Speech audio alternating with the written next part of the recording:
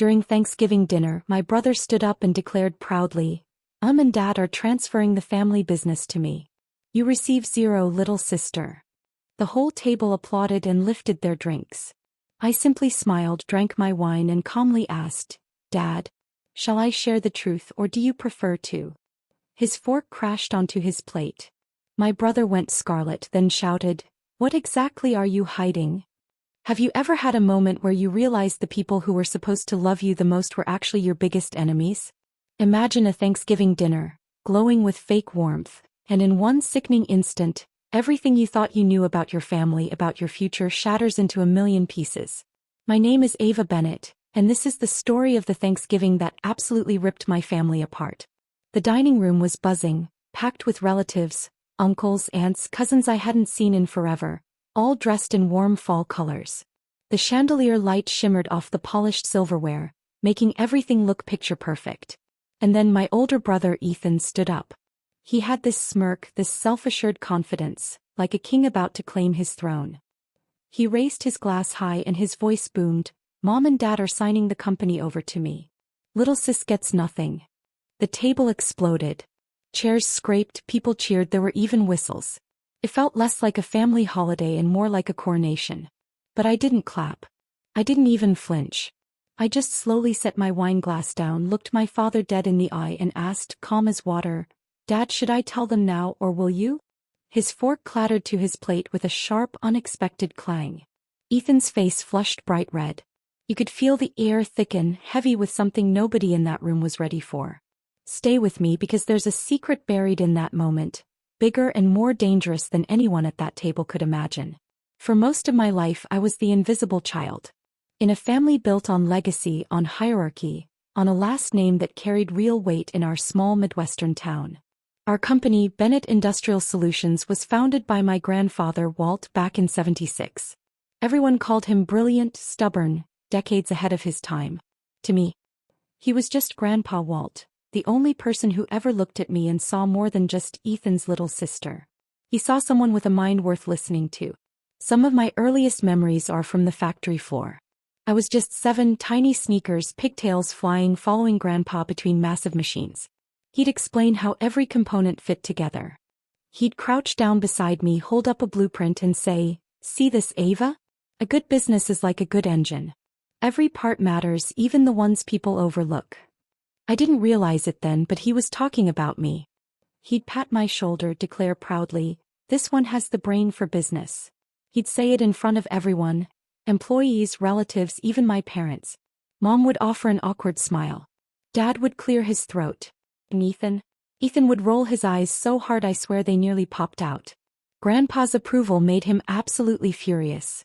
In our house, praise was a currency tightly controlled. And Ethan, in his mind, every single compliment belonged to him by birthright. Then when I was 12, everything changed. Grandpa died. Suddenly. A heart attack. Cruel. I still remember the funeral, the rain, my grandmother's shaking hands, and my father. My father stepped into the role of grieving son and ambitious heir with terrifying speed. The moment Grandpa was buried, his office keys were already in Dad's pocket. That was the year I learned what it meant to be just a girl in a family business run by men who refused to see past tradition. Dad held a meeting with the extended family in the conference room. I wasn't allowed to attend, even though I'd spent more time in that building than half the adults in the company. When it was over, Ethan swaggered out, chin high, chest puffed out, wearing a blazer 2 sizes too big that Dad insisted made him look like a future CEO. He was 14. That night at dinner, Dad made an announcement he clearly thought was noble and wise. "From now on," he declared, resting a proud hand on Ethan's shoulder, "I'll be training your brother to take over the company someday. That's how it should be. This business stays with the men in the family." I looked up from my plate, blinking. "What about me?" Mom froze. Dad laughed. Ethan smirked. "Ava," Dad said gently, as if explaining weather patterns to a toddler, "Sweetheart, you're going to grow up, get married and have your own life. This company isn't meant for daughters. Your brother is the legacy. That's how it's always been." It was the first time my stomach dropped with that familiar heaviness of a truth I would hear repeated for years. Girls don't get the company. Girls don't inherit. Girls don't lead. I wasn't angry then. I was 12. I just felt dismissed.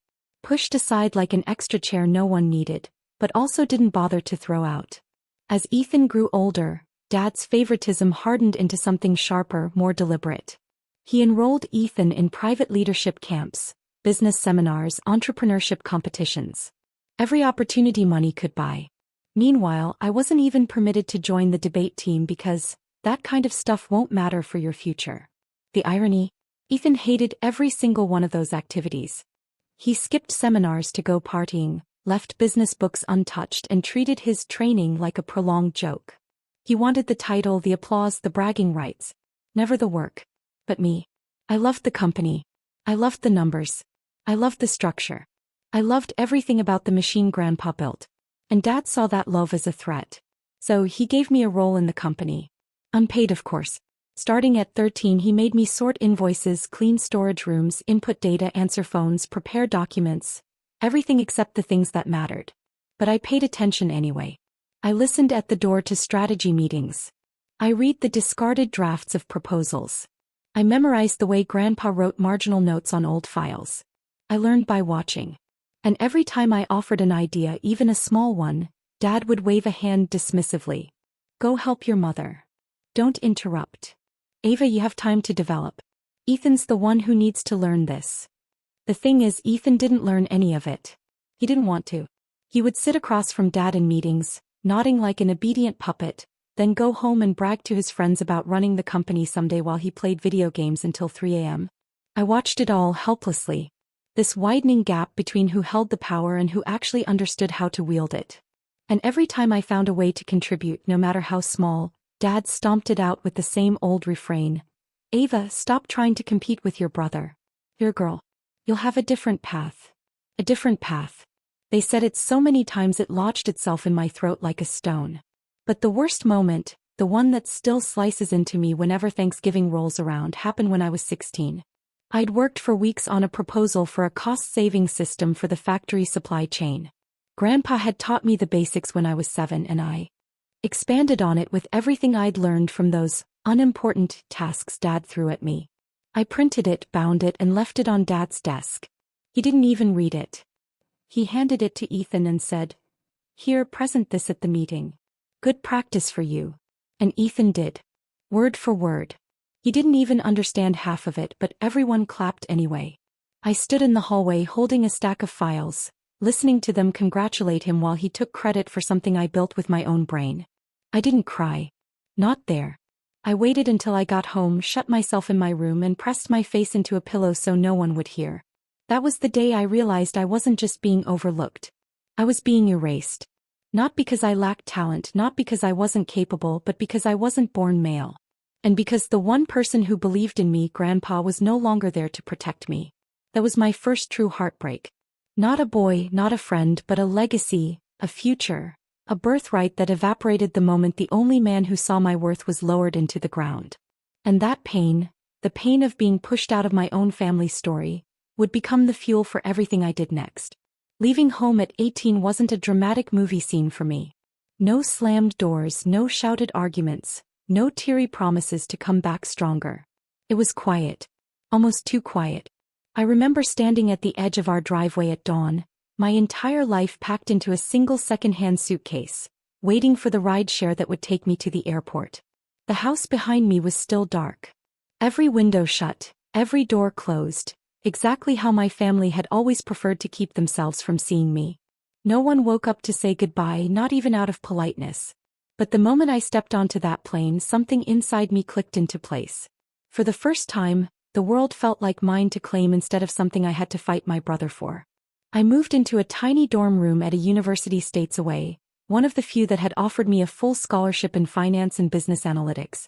I worked 3 part-time jobs, lived on microwave noodles, shared textbooks with classmates, and studied until my vision blurred. And I loved it. Because every lecture, every textbook chapter, every late-night problem set felt like another brick being laid on a foundation I was finally allowed to build for myself. It didn't take long for professors to notice the way I processed numbers differently. I wasn't the loudest in the room, but I was the one people always turned to when a case study had an angle no one else could crack. I had a way of seeing patterns, cost structures, valuation gaps, inefficiencies that others missed.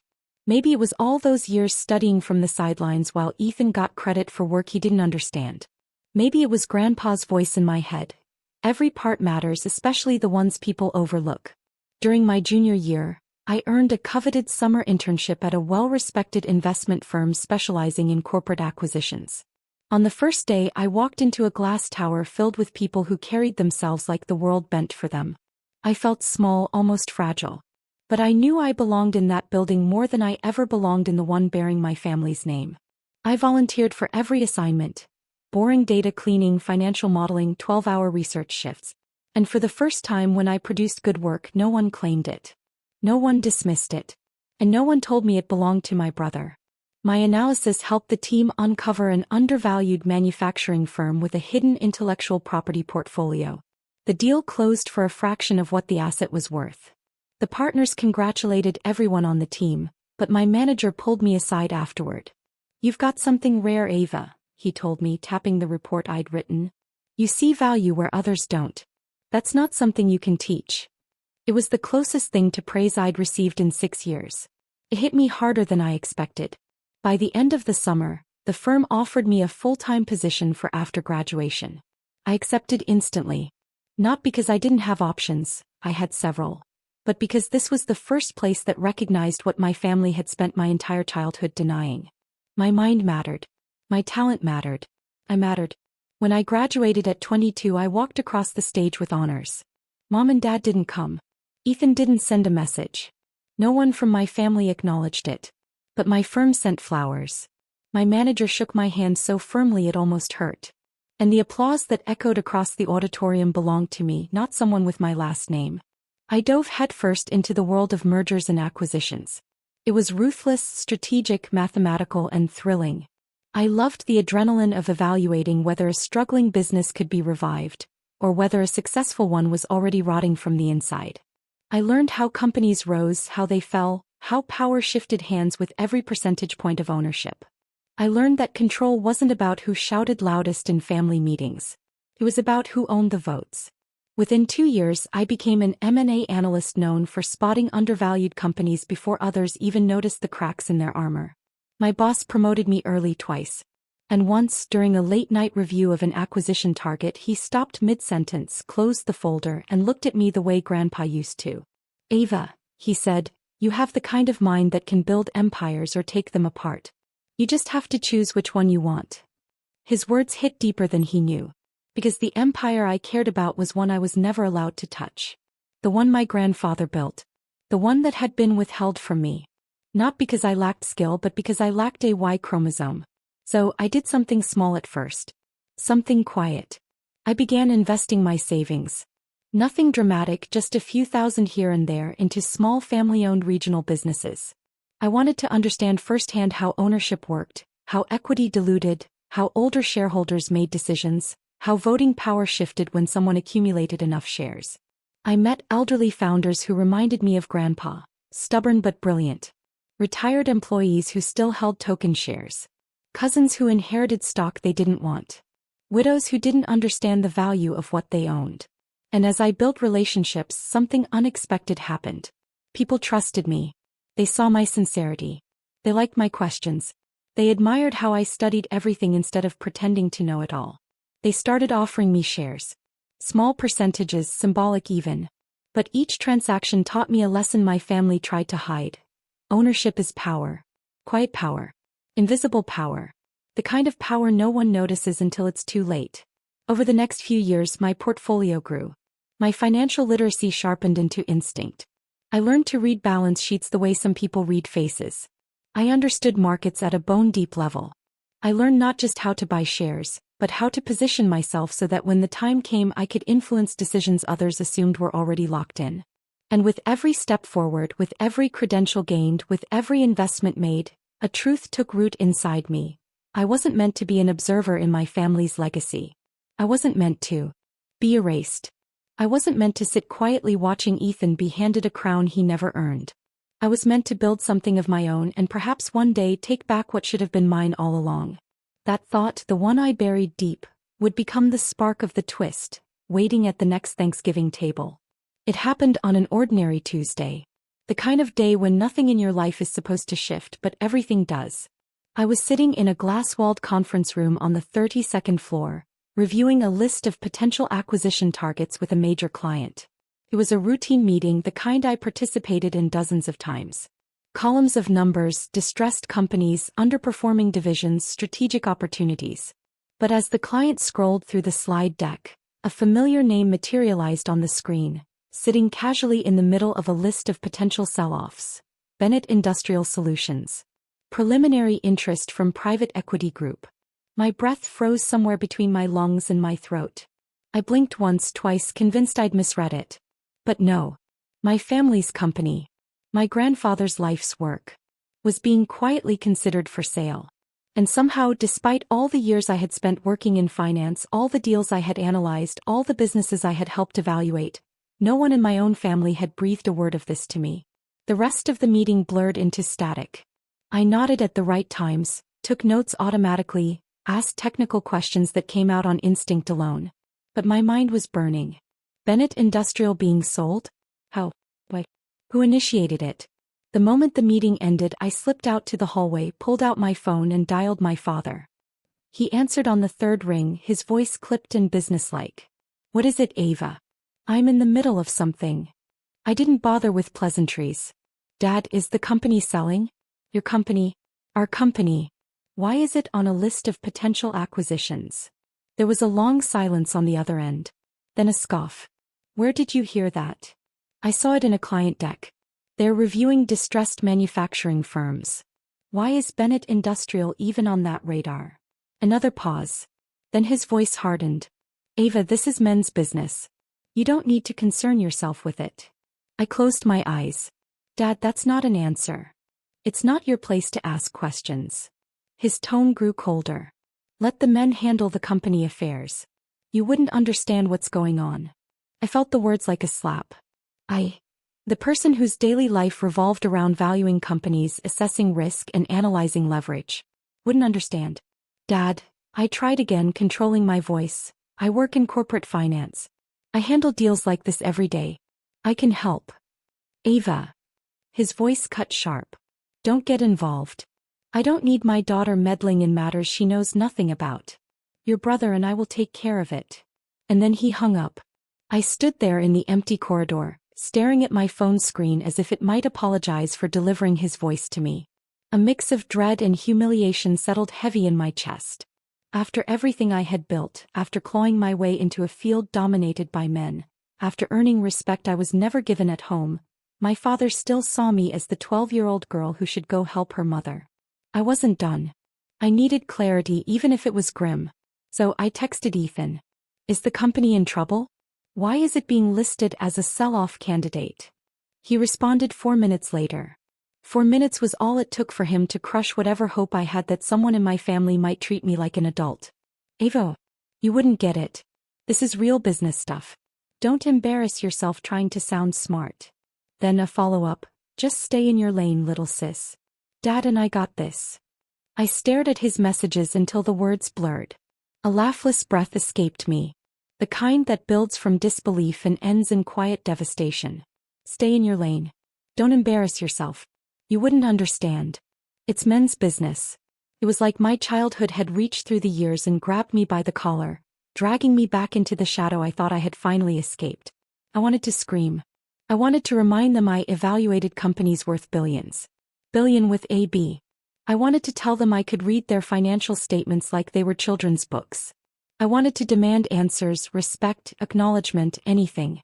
But I didn't do any of that. I sat down on a bench outside the conference rooms, folded my hands in my lap, and let the hurt swirl quietly inside me. Why?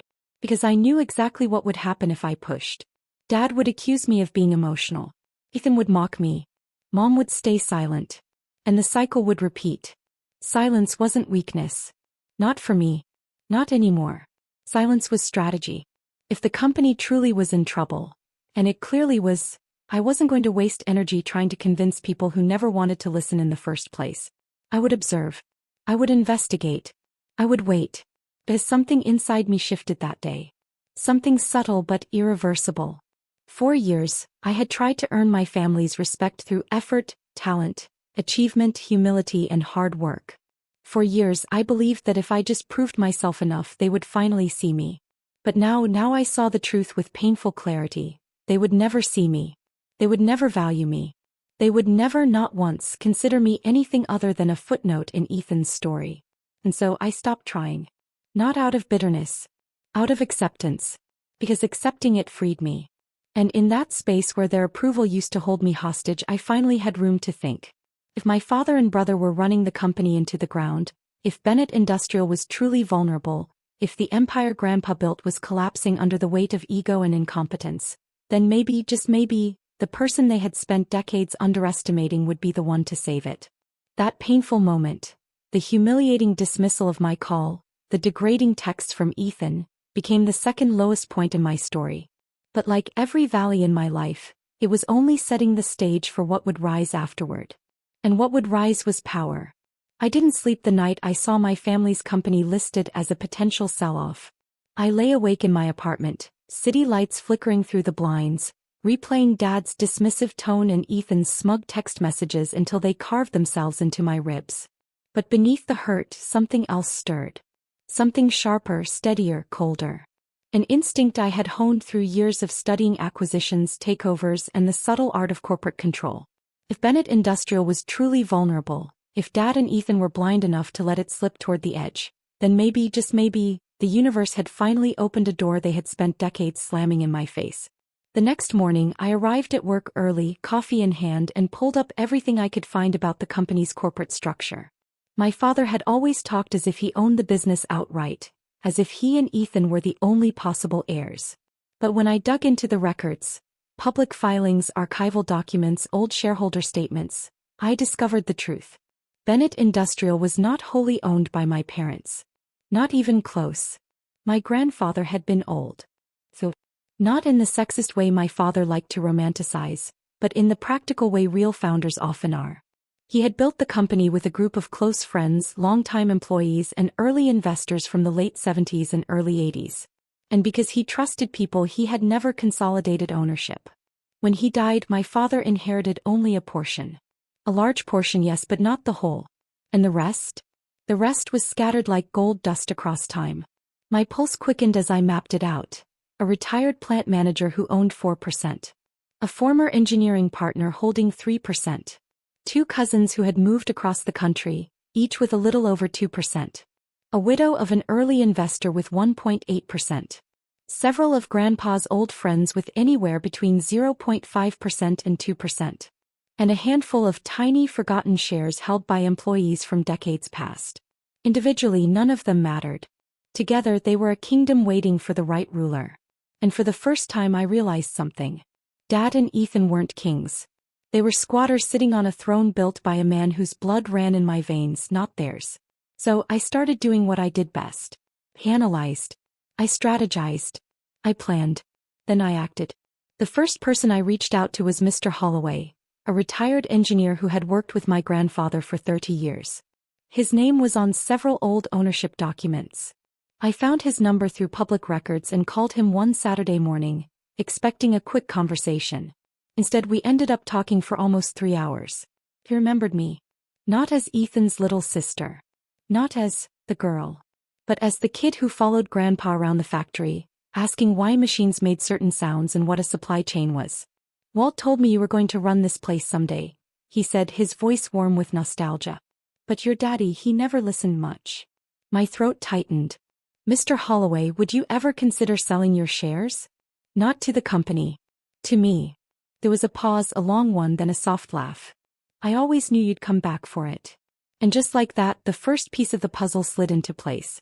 We arranged a private deal. No announcements, no family involvement. A clean transaction.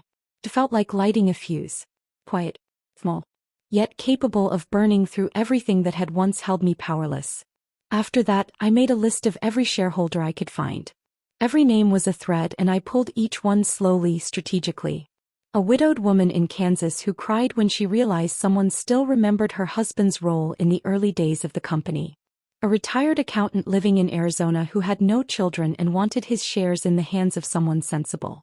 A cousin who hadn't spoken to my side of the family in years and readily agreed to sell once he heard Ethan was expected to take over. Your brother, he scoffed. That boy couldn't run a lemonade stand. An old friend of Grandpa's who told me, your grandfather used to brag about how smart you were. Said you had the only real business head in the family. One by one they sold. Not because I pressured them. Not because I offered outrageous sums. They sold because they remembered my grandfather, the man whose values they trusted. And because, in some small way, they saw pieces of him in me. Every deal added another percentage point. Each contract was another heartbeat of power, another inch of leverage, another step toward the one thing my father believed I would never have: ownership. I moved carefully, quietly, always through private channels, never through public filings that might alert my family. I used holding companies, trusts, strategic intermediaries. Perfectly legal. Perfectly discreet. My boss didn't know. My coworkers didn't know. Even the people I was dating didn't know. It wasn't secrecy. It was survival. If Dad or Ethan discovered what I was doing, they would find a way to shut me out. Or worse, they'd rush to buy up the remaining shares before I could. But they never suspected a thing. Why would they? In their minds, I was the daughter who left. The girl who wouldn't understand business. The footnote in Ethan's destiny. And they clung so tightly to their delusions that they never thought to look behind them. Meanwhile, I kept going. One acquisition at a time. One signature at a time. One silent victory at a time. And with every transaction the scales tipped. Slowly at first. Then unmistakably. There came a night late, long after midnight, when I sat at my kitchen counter with a stack of papers spread around me. I looked at the totals, calculated the percentages. Twice, 3 times, 4 times. Then I laughed. A soft, stunned, disbelieving sound. Because I realized something powerful, something monumental, something that changed everything in my blood. I wasn't just collecting old pieces of a fading company. I wasn't just following some sentimental desire to reconnect with Grandpa. I was building power. Real power. Legal power. The kind of power men like my father and brother feared without ever acknowledging it. I was becoming a force. And they still didn't know. That was my third rise. The moment I stopped being the overlooked daughter and became the quiet threat no one saw coming. The moment the story shifted from inheritance to takeover. By early November, the leaves in the city had turned the color of rusted copper, and every street corner smelled faintly of cinnamon and cold air. My life was moving in a quiet, powerful rhythm. Work, meetings, careful acquisitions, the slow but steady accumulation of ownership that no one in my family cared enough to notice. I felt like I was living 2 lives. One where I was a respected M&A specialist making strategic decisions for companies across the country. And another where I was a ghost in the halls of my own family's legacy, seen only when it was convenient for them. The invitation came on a Wednesday afternoon. It wasn't handwritten. It wasn't thoughtful. It wasn't even personally addressed. It was a mass email sent to the entire family with a subject line that made my stomach tighten. Thanksgiving dinner and special announcement honoring Ethan Bennett. I opened it. The words hit exactly where they intended. This year, we will be formally recognizing Ethan's leadership and announcing his transition into the role of CEO for Bennett Industrial Solutions. As if it were already done. As if the decision were unanimous. As if the entire company were their personal property to crown and pass down like a family heirloom. There was one sentence, almost an afterthought, buried near the bottom. Ava, we hope you can attend. No, would love to see you. No, please come home. Just an obligatory mention, like checking a box to avoid accusations of completely cutting me out. I stared at the screen for a long time.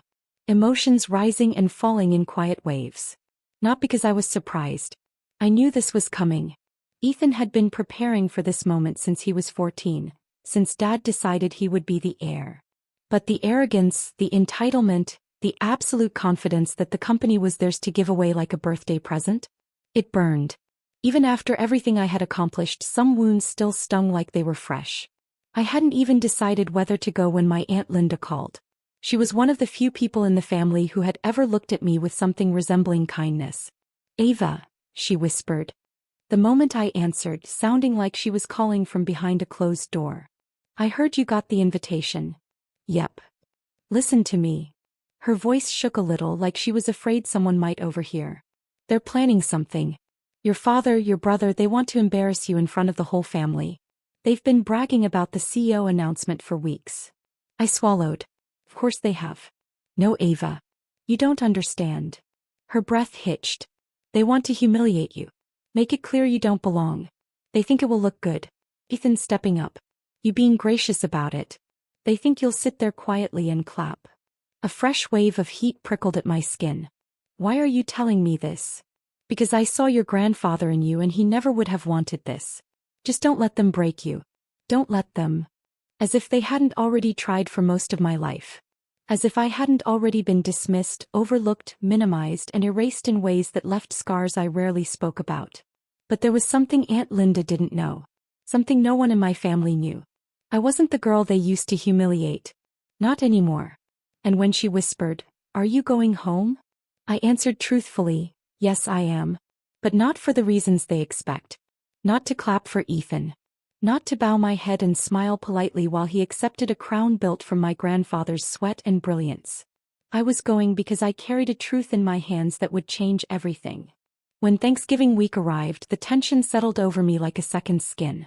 I worked during the day, but every night I found myself staring at the stack of documents I had collected. Shareholder agreements, acquisition contracts, ownership breakdowns. Proof of everything I had built, quietly, strategically, deliberately. Every signature felt like a heartbeat. Every percentage point felt like a step forward. Every line on those pages was another piece of armor. But the night before I left for my hometown, my phone buzzed with a message from Ethan. "Ava, don't forget dinner is at 4. Try not to be late this time. It's an important night for the family." I laughed out loud. A small, sharp sound that echoed in my empty kitchen. Important night for the family. A night he believed would cement his legacy.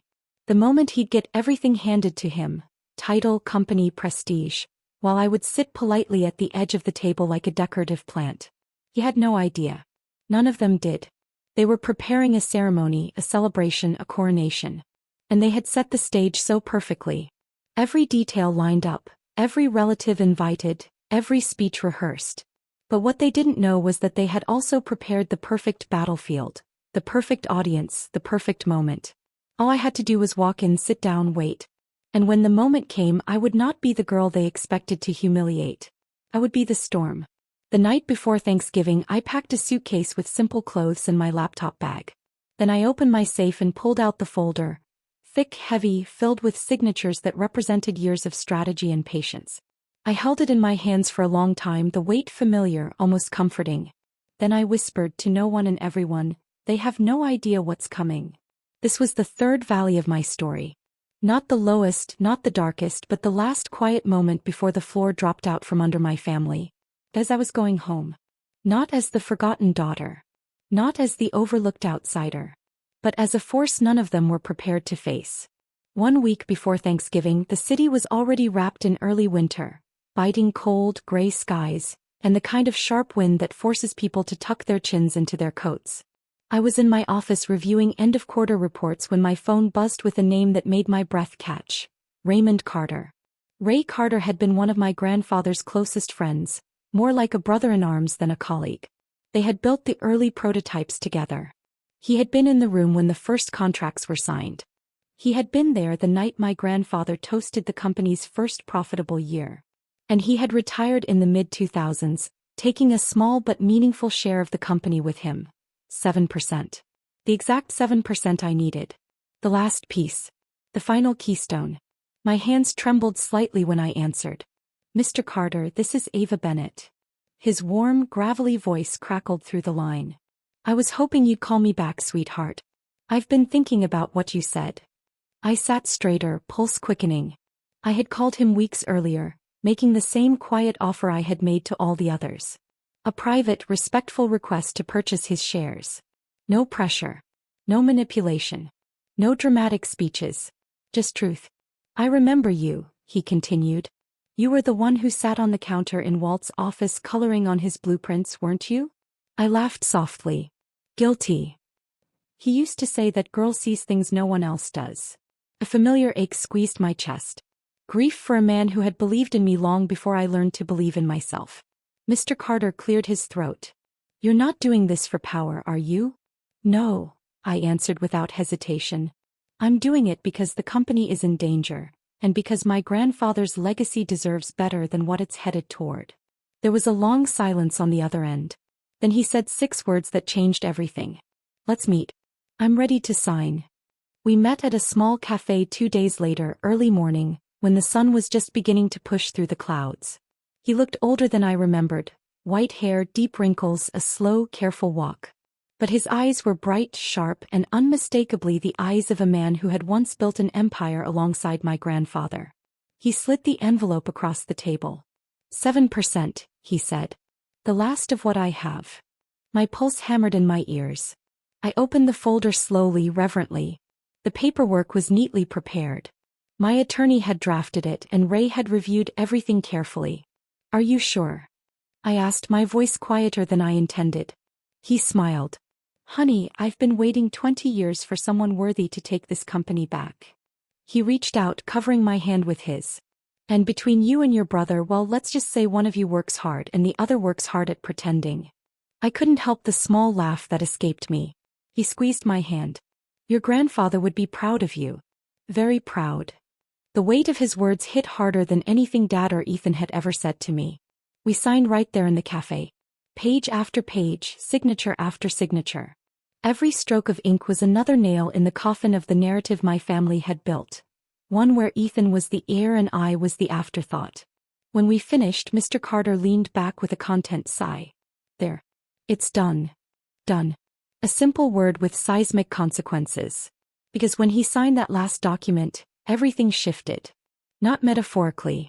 Not emotionally. Wiggly. I crossed the line. The line where I now held 51.3% of Bennett Industrial Solutions. A majority stake. Controlling interest. The right to appoint and remove the CEO. And no one in my family knew a single thing about it. I left the cafe with the folder clutched to my chest, the cold air stinging my cheeks. I walked slowly, trying to absorb the reality that my grandfather's legacy, something I had been denied my entire life, was finally, impossibly, in my hands. When I got back to the office, I went straight to the legal department of the investment firm. My attorney, a sharp, meticulous woman named Marissa, reviewed everything with a critical eye. After 40 minutes of cross-checking signatures, validating purchase agreements, and confirming share transfers, she closed the folder and looked at me. Ava, she said, you now have controlling ownership of the company. The words hit me like a physical force. I do. She nodded. Yes. You have full voting control, including CEO appointment and removal. There is no scenario where your brother can override you.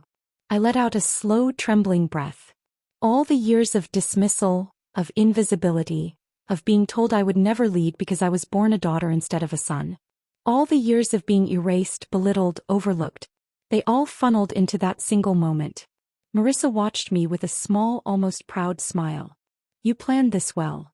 But I shook my head. It wasn't a plan, I said softly. It was survival. After she left the room, I sat alone at the table, staring at the folder. My hands hovered over it, tracing the edges. Then I closed my eyes. Grandpa, I whispered. I did it. I finally did it. A wave of emotion rolled through me, relief, pride, grief, triumph, all tangled together. For the first time, I didn't feel like a shadow in my own family. I didn't feel like the forgotten daughter. I didn't feel like someone waiting to be allowed into the room. I felt like someone who belonged at the head of the table. Someone who had earned her place. Someone who could at last protect the things she loved most. This was my fourth rise. Splendid, decisive, quiet, and powerful enough to reshape everything that would come next. My family thought Thanksgiving would be Ethan's coronation, but they had no idea the real crown was already on my head. The night before Thanksgiving felt unnervingly still. Too quiet. Too heavy. As if the air itself were holding its breath with me. I sat alone in my apartment, lights off, the city shimmering beyond my windows in scattered reflections. The folder containing the shares, my 51.3%, lay open on the coffee table. Every signature, every number, every initial stared back at me like a truth too large to fit inside my chest. I should have felt powerful, secure, victorious. Instead, all I felt was the sharp sting of memory. I closed my eyes and let myself drift back to the version of me Grandpa Walt knew. The little girl who tugged on his sleeve during morning factory tours, who asked endless questions about profit margins and supply chains, who stood on his office chair while tracing her fingers over blueprints she could barely understand. "You see the whole machine, Ava," he would say, tapping the center of my forehead with one calloused finger. "Not just the pieces, not just the noise, the whole thing. You're the only one in this family who thinks like a builder." I used to glow under those words. I used to tuck them into my heart like a secret blessing. "You're the one who understands business," he'd whisper, leaning close as if protecting me from a truth the rest of the family refused to see. "Remember that. Even when they don't. Even when they don't. Even when they never did." The ache rose slowly, spreading from somewhere deep in my ribs. I reached for the folder and pulled out one of the older contracts. Ray Carter's signature next to mine. Then Mrs. Callahan's. Then an old friend of Grandpa's named Thomas Ree, who had told me through teary eyes how much he wished my grandfather were alive to see me reclaim what had been slipping away. I stared at those signatures, at the trail of quiet alliances I'd collected. And a question formed in my mind, one that had been chasing me for weeks. Was I saving my grandfather's legacy or betraying my family? Dad and Ethan didn't deserve to run the company. I knew that. Everyone who had ever worked with them knew that. My father had allowed the business to stagnate under his pride. Ethan had no vision, no discipline, no respect for the work that built the company he believed he was entitled to. But they were still my family. As flawed as they were, as cruel as they'd been, they were my blood. And tomorrow, in a dining room filled with relatives, I would be the one to shatter their illusion of control. I would be the earthquake. They would feel the ground break. And even though the rational part of me knew I was doing what was right for the company, for the employees, for the legacy Grandpa entrusted to us, another part of me trembled under the weight of what was coming. I sat back on the couch, pulling my knees to my chest like I used to when I was little. The room blurred slightly, and before I could stop it, tears gathered and spilled down my cheeks. Not tears of guilt. Not tears of regret. Tears of longing. For love. For acceptance. For a family that had never chosen me, not once. I wiped my face with my sleeves, but the tears kept coming, soft and quiet. I wasn't crying for the company or the shares or the impending confrontation. I was crying for every year I spent trying to earn something that should have been freely given. A place in my own family. I cried for the 16-year-old girl whose proposal was stolen and handed to her brother. I cried for the 12-year-old who was told she'd never inherit because she'd grow up and get married. I cried for the 7-year-old who thought fixing machinery with Grandpa meant she belonged. And I cried for the adult woman who had carved out a life of independence, success and power, yet still felt the hollow echo of never being loved the way she needed. When the last tear fell, I inhaled deeply. Still trembling. The silence pressed in. The city hummed outside. "Grandpa," I whispered into the darkness. "Am I doing the right thing?" If he were here, I knew exactly what he'd say. He would sit beside me, place his warm hand over mine, and tell me the truth he had always known. "You're not destroying anything, Ava. You're saving what matters." I imagined his voice, steady, wise, unshakable, and slowly the knot in my chest loosened. Because this wasn't betrayal. This was protection. This was stewardship. This was honoring a man who believed in me long before anyone else did. Still the fear lingered. Not fear of what I would say tomorrow. Not fear of their reactions, their outrage, their accusations. I had already rehearsed every possible outcome. No, the fear that gnawed at me was far quieter, far older. What if after everything they still didn't care? What if stopping Ethan from destroying the company didn't change anything about the way they saw me? What if they still refused to see me, to choose me, to love me? I pulled my knees tighter and buried my face in my arms, letting myself crumble for just one night. One night before the storm. Tomorrow I would walk into that house wearing armor forged from every wound they'd inflicted. Tomorrow I would be unshakable. Tomorrow I would reveal the truth. But tonight I let myself be the girl who missed her grandfather. The girl who wished her family had loved her differently. The girl who still had a soft heart beneath all the strategy and power. This was my fourth valley, the final dip. Before the rise that would redefine everything. When I finally stood and closed the folder, I whispered into the quiet room. "Tomorrow everything changes." And with that, I shut off the lights, knowing the dawn would bring the confrontation I had been preparing for my entire life. Thanksgiving morning arrived with the kind of bright, brittle sunlight that made everything feel sharper than it should have been. My stomach churned the entire drive back to my hometown, past the old water tower, past the diner where Grandpa used to take me for pancakes, past the familiar signs that once meant home, but now felt like markers on a path towards something inevitable, something explosive. By the time I pulled into my parents' driveway, the house was already buzzing. Cars lined the street. Laughter spilled through the open windows. The smell of roasted turkey and buttery rolls drifted through the crisp November air. A perfect family holiday if you didn't know what waited beneath the surface. I walked inside carrying only my coat, my handbag, and the thick envelope tucked safely inside. I was greeted with nods, stiff smiles, the obligatory, "There she is," murmured with the kind of politeness reserved for acquaintances, not family. No hugs. No warmth. Just the role I had always been assigned. The outsider with the same last name. Dinner was set beautifully.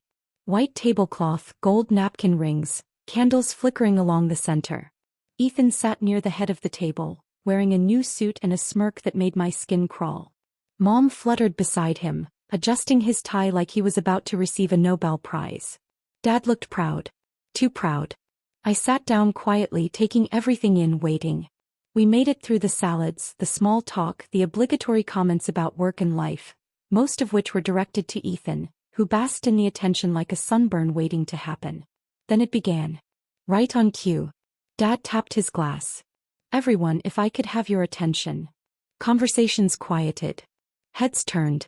Eyes brightened with anticipation. This was the moment. He looked at Ethan, beaming. Ethan stood up slowly, raising his wine glass as if he were about to deliver a presidential speech. "As many of you know," he began, puffing his chest, "my parents have been planning for the future of our family's company." A murmur of approval rippled through the room. "And today," he continued, "I'm proud to announce that Mom and Dad are signing the company over to me as the new CEO." Applause erupted. Actual applause, clapping, cheering. A few relatives even whistled. I sat still, staring at the tablecloth. My heart beating calmly, steadily. Cold and clear. Like a drum counting down to detonation. Ethan basked in the glory, raising his glass higher, to new beginnings. Everyone followed suit, lifting their glasses, faces glowing with pride. Everyone except me. I set my glass down deliberately, quietly. The soft clink cut through the noise like a blade. Dad noticed first. His smile faltered. "Ava." I lifted my eyes and met his. "Dad," I said softly, "should I tell them now or will you?" The room froze. Forks hovered mid-air. Hands paused halfway to their mouths. The candles flickered as if confused by the sudden silence. Dad blinked once. His face drained of color. "Ava," he warned quietly. "Don't do this." But I was already reaching into my handbag. I pulled out the thick envelope, the one that had traveled across states, across years of pain, across every barrier they tried to build to keep me small. I placed it directly in front of Ethan. He frowned. "What's this?" "The truth," I said. "Since we're making announcements today." He laughed, nervous. "Ava, stop being dramatic." I tapped the envelope. "Open it." He ripped it open with exaggerated annoyance. But the moment he scanned the first page, his face twisted in confusion. Then panic. What is this?" "The company," I said, my voice calm and steady as I rose to my feet, "isn't being signed over to you." A ripple of shock traveled down the table. Dad stood up abruptly. "Ava, that's enough." "No," I said. "It's not enough. Not yet." I looked at Ethan, who was now sweating through his expensive suit. "You can't sign the company over," I continued, "because you don't own enough shares to sign anything over." Ethan shoved the papers toward Dad. "What is she talking about?" he yelled, voice cracking. I pulled out the rest of the documents, spreading them across the table. Pages and pages of ownership transfers, legal agreements, notarized sales. One cousin gasped. An aunt covered her mouth. Someone whispered, "Oh my God." Then I delivered the final blow.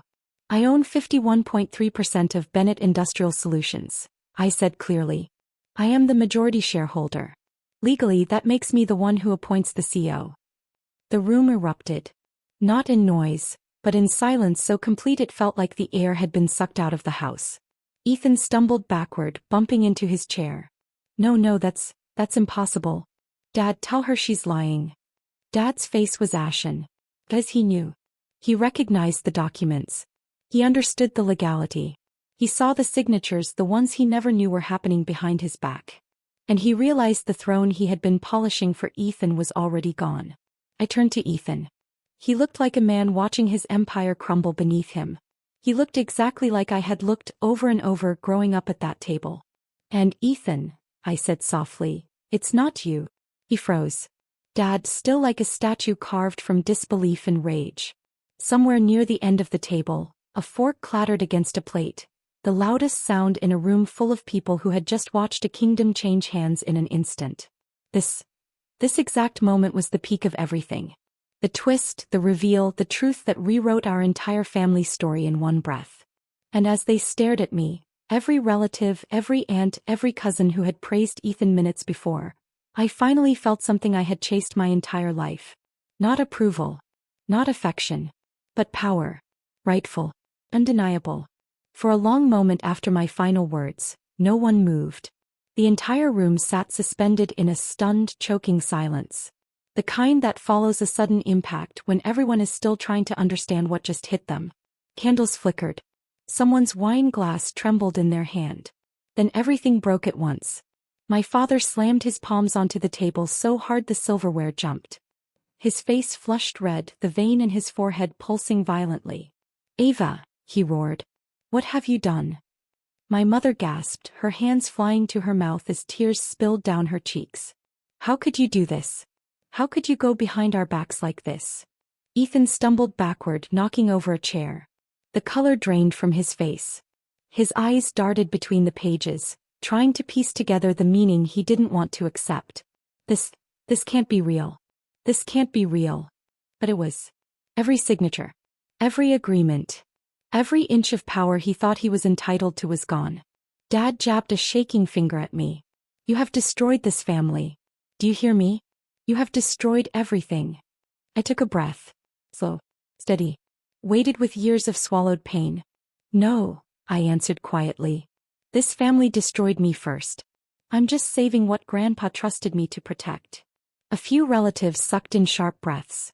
Someone whispered, "Oh my God." Another muttered, "She's right." But no one said it loudly enough to be brave. Dad shook his head violently. "You selfish girl. How dare you? How dare you undermine your brother like this after everything we've done for you?" I almost laughed. Everything they'd done for me? Every dismissal, every sneer, every slammed door. Was that the everything he meant? But instead of answering, I simply looked at him. Looked at all of them. Really looked. And for the first time I didn't feel small beneath their gaze. I didn't shrink, didn't hesitate, didn't fold. Ethan lunged forward, snatching up the papers and flipping through them frantically. "Ava, please just tell me this is some kind of joke. You can't just take the company. You can't." I held his gaze. "Legally, I already have." He froze, breathing hard. His mouth opened, then closed again like he couldn't form words. Finally he whispered, Then give me something. A position. Role. I need this. You can't just leave me with nothing." The room watched him unravel. This grown man who had spent his entire life being praised for potential he never demonstrated. The man my father raced to believe the world would hand him whatever he wanted, whenever he wanted it. "A job." I repeated softly. He nodded desperately. "Please. Just don't destroy me." For the first time that night, real pity flickered in my chest. Not enough to erase the years of cruelty. Not enough to undo the damage he'd caused. But enough to recognize the pathetic truth. Ethan had no identity without the company he never worked for. I didn't smile. I didn't gloat. I didn't savor the moment the way a villain might. Instead, I answered with the calm professionalism he'd never shown me. "I'll think about it," I said. "But not tonight." His face crumpled. Mom sobbed harder. Dad swore under his breath, pacing like a caged animal. "All these years," he hissed. "We tried to build something stable, something lasting, and you've ruined it out of spite." Out of spite. I straightened. "You gave Ethan everything. You told me I was nothing. You ignored every warning sign while he let the company fall apart. You refused to listen not because I was wrong but because I wasn't a son. The room was so quiet you could hear the flames on the candles flicking. Dad opened his mouth to argue, but no words came. Because deep down he knew I was right. He had known it for years. He simply refused to admit it. Mom wiped her tears with shaking hands. Ava, honey, we didn't know how to include you. I swallowed hard. You didn't want to include me. The truth hung there, heavy and irrevocable as the shock spread through the relatives around us. Their expressions shifted. Confusion first, then discomfort, then something else. A mixture of fear and respect, the kind reserved for someone who had just revealed the crown they forged in silence. Aunt Linda met my eyes from across the table. She was the only one who nodded. Just once. A tiny gesture that said, "You did what needed to be done." But most of them looked away, too embarrassed, too complicit, too stunned to meet the gaze of the girl they had underestimated for 25 years. I picked up my wine glass. Not to toast. Not to celebrate. But simply because my hands needed something steady to anchor to. Morally, legally, transparently. Dad's face twisted. You can't just waltz in here and take control. I didn't waltz, I replied. I worked. Hard. Quietly. For years. While you weren't paying attention. He flinched. Actually flinched. Because for the first time he saw the truth. His neglect wasn't just cruel. It was foolish. He chose the wrong child, the wrong heir, the wrong person to invest in. And now the consequences were here. Unavoidable, undeniable, irreversible. I set my glass down gently. I'm not here to destroy the family, I added. But I am here to protect the company. Grandpa's company. The employees' livelihoods. The thing you forgot to take care of. No one argued. No one dared. This was the Fifth Valley. The moment everything they believed collapsed under the weight of reality. A family torn apart by their own choices. A dynasty shifted because they underestimated the quietest person at the table. And as I gathered my papers and turned toward the door, the entire room parted for me. Not out of politeness, but because they finally understood. I wasn't the forgotten daughter. I wasn't the outsider. I wasn't the afterthought. I was the one in control. Now 1 year later the world feels different. Not louder. Not brighter. But clearer. As if someone had wiped a long fogged window I'd spent my entire life pressing my face against. I stand in the glass-walled conference room of Bennett Industrial Solutions. My company now, watching the winter light reflect off the polished floor. The logo Grandpa designed decades ago hangs behind me, restored to the original colors he'd chosen. I had spent the past 12 months rebuilding the business from its foundations. Not transforming it completely, Grandpa had already built something solid. But redirecting it back to the principles he believed in. Transparency, innovation, respect for workers, and sustainable growth. The things my father abandoned when he became too consumed with appearances. I wasn't the CEO. I didn't need the title. But I was the company's strategic director. The person every major decision passed through. The one the board trusted. The one employees came to for direction. And I did something my father never would have considered. I invited people who had built the company with Grandpa, his old colleagues, retired managers, former engineers, to return as advisors. The day they all walked into the boardroom, some using canes, some with silver hair, some with weathered hands and jackets that smelled faintly of machine oil, I felt like I had brought the past home. "Your waltz girl," one of them said, clapping my shoulder. "No," another corrected with a grin. "She's Walt's legacy." They helped me modernize operations, renegotiate aging supplier contracts, update machinery, and implement employee-first policies Grandpa would have championed. And the numbers reflected it. Productivity rose, turnover dropped, partnerships blossomed, competitors took notice. The company, once flagged as a distressed asset, was now recognized as a rising example of ethical modernization. Not because of a miracle. Not because of luck. But because the right person, someone who understood the engine, every part of it, was finally at the helm. As for Ethan, he didn't fall apart the way I once feared he would. Reality humbled him, and strangely, it also steadied him. After a long, tearful conversation 3 weeks after that Thanksgiving, he admitted he needed to figure out who he was. Without the company, without the entitlement, without the identity Dad had wrapped around him since childhood. He ended up finding an entry-level job at a small logistics firm. Nothing glamorous. Nothing prestigious. But he stuck with it. Showed up on time. Learned how to be part of a team instead of the center of attention. We weren't close, but we weren't enemies anymore. He sent me a Christmas card that first year, just my name, a short sentence, and his signature. But it meant something. Mom and Dad were harder. For months they avoided me, ashamed, angry, confused, and grieving the future they believed belonged to their son. They visited the factory less, called infrequently. But every time they saw the company thriving under the new leadership structure, something shifted. Respect, real grudging respect, grew in the cracks where pride had once lived. They still didn't know how to talk to me. Not fully. Not honestly. But they tried. Dad apologized once, in a stiff, halting way that didn't erase anything, but acknowledged everything. It wasn't perfect. It wasn't poetic. But it was a beginning. I didn't forgive them instantly. Healing isn't a switch you flip. It's a thread you unspool slowly, carefully, patiently. And some threads don't tie back together.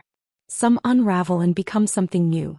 That year, for the first time in my life, I didn't spend Thanksgiving with my biological family. I didn't sit at the long polished table under the judgmental chandelier. I didn't pretend to belong where I'd always been treated as an outsider. Instead, I hosted a dinner in my apartment. A warm, cluttered, laughter-filled space, filled with the people who had shown up for me in ways my family never had. My best friend from college. 2 co-workers who had become sisters. My mentor from the firm. A neighbor who always watered my plants when I traveled. And even Aunt Linda, who arrived carrying pumpkin pie and a hug that felt like love and apology woven together. We sat on mismatched chairs. We ate on plates from different sets. We burned the rolls. We spilled wine. We laughed until tears formed. And for the first time, Thanksgiving felt like something real. Something chosen. Something that belonged to me. A chosen family, a chosen home, a chosen life. When dessert came, someone raised a glass and said, "Ava, this year was yours." But I shook my head softly. "No," I whispered. "This year was Grandpa's." I stepped out onto the balcony later that night, looking out at the shimmering city, the cold wind brushing my face gently, almost like a hand. I closed my eyes and whispered the words I'd carried for 20 years. "Grandpa, you believed in me. I just needed time to prove you right." A long silence settled around me. Peaceful, full, warm despite the cold. Then I turned back inside where my chosen family waited, laughing, calling my name, where I was loved, not for my power or my inheritance, but for the person I had fought tooth and nail to become. And before I closed the balcony door, I whispered one last message for anyone listening, anyone hurting, anyone who had ever been the overlooked one at a table full of people who should have loved them. Your worth isn't defined by who fails to see it. Build your life anyway. And when you're ready, choose the people who choose you. That was the real legacy. So, tell me, have you ever had to choose yourself over your family's expectations? How did you find the strength to do it? Let me know in the comments below. I really want to hear your stories.